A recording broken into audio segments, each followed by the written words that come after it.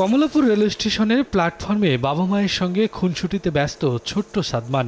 জামালপুরে গ্রামের বাড়িতে দাদা দাদির সঙ্গে ঈদ উদযাপনের তাড়না ভ্রমণের আনন্দ আরও বাড়িয়ে দিয়েছে কয়েক গুণ। বাড়িতে অপেক্ষমান স্বজনরা, তাই ঈদের আনন্দ ভাগাভাগি করতে সাদমানের মতো বাড়ির পানে ছুটছেন নগরবাসী। ঈদযাত্রা চতুর্থ দিনে ভোর থেকেই ঘরমুখো মানুষের ভিড় বাড়তে থাকে প্ল্যাটফর্মগুলোতে। ঈদ ঘিরে নানা পরিকল্পনা ও সে সময়ের চাপ এড়াতে আগে ভাগেই রাজধানী ছাড়ছেন তারা। আগে যাওয়ার কারণটা হচ্ছে যত আগে যাওয়া তত ভালো।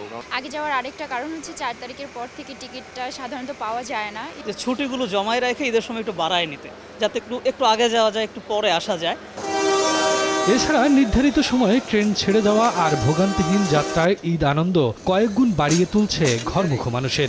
ঈদে অনেক আনন্দ করব, অনেক মজা করব।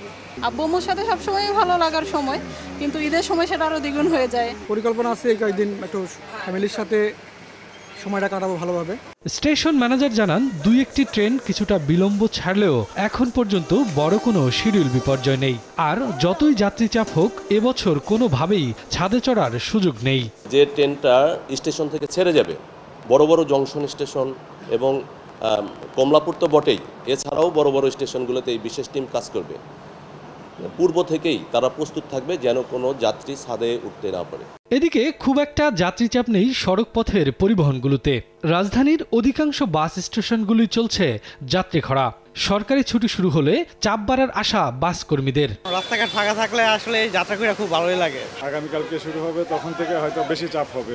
এদিকে র্যাব জানিয়েছে, ঈদুল আজহা নির্বিঘ্নে উদযাপন ও সার্বিক নিরাপত্তা নিশ্চিতে যে কোনো পরিস্থিতি মোকাবিলায় সতর্ক অবস্থানে রয়েছেন তারা।